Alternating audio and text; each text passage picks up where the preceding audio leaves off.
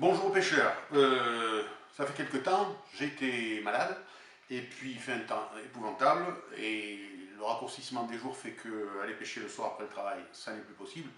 Donc difficile de faire des vidéos de pêche. Je fais une vidéo exprès pour Joe. Donc Joe c'est pour toi, les autres n'êtes pas obligés de regarder. Joe c'est pour toi. Lorsque tu vas pêcher en vertical avec Laurent, parfois tu casses.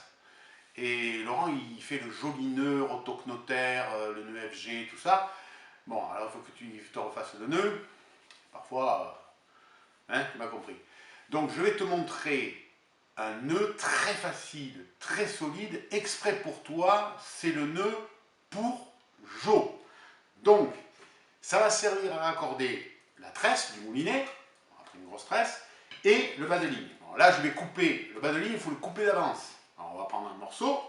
Voilà, on va dire que. Alors, tu peux mettre ce que tu veux, hein, tu peux mettre 2 mètres, 3 mètres, 5 mètres, on s'en fiche. Là, je vais prendre à peu près 1 mètre. Voilà. Il faut qu'il soit coupé à l'avance. On va prendre ici un petit bas de ligne et on va voir comment on va le raccorder à notre corps de ligne, mais alors en un temps record. Allons-y. C'est parti. Alors, voici la tresse de ce côté et voici le bas de ligne fluo qui est là. Qu'est-ce que tu fais? Tu poses l'un sur l'autre, tu te prends quand même un peu de longueur pour pouvoir travailler, surtout avec des gros doigts, c'est recommandé. Voilà, et tu fais une boucle. Je vais la mouiller pour qu'elle se colle un peu. Voilà, tu fais une boucle assez grande parce qu'on va passer les doigts dedans. D'accord? Ta boucle, tu la tiens. Ici, c'est le côté du bas de ligne qui va servir et le petit bout qu'on va couper après. Tu rentres ton pouce et ton index dans la boucle. Tu la vrilles 2 fois et tu attrapes les 2 petits morceaux, enfin le petit morceau de tresse qui ne va plus nous servir, il passe à travers et tu tires pour faire passer complètement ton bas de ligne. Et après, tu n'as plus qu'à serrer. Alors, on serre progressivement, on mouille, tout ça, comme on a l'habitude. Moi, ce que je te conseille, c'est de serrer aussi avec une pince les morceaux qui ne vont plus servir.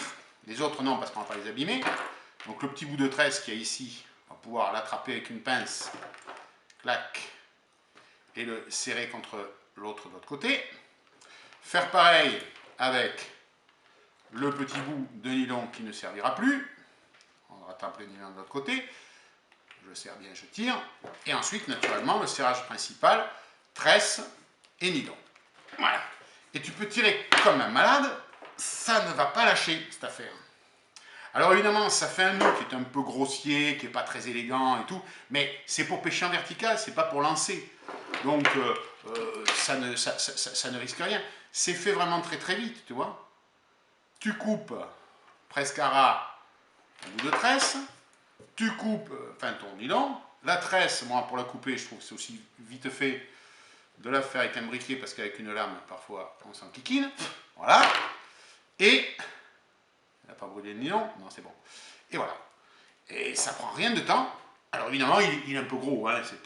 C'est pas un nœud aussi joli, aussi bien fait que le nœud FG. Mais encore une fois, pour passer en vertical, vu le temps que ça te prend à refaire, franchement, pas la peine de s'en priver, quoi. Hein. Pas la peine. Juste une boucle vrillée, tu tires dessus, il ne sortira pas. Hein. Tu peux aller pêcher les chapons, les pagres.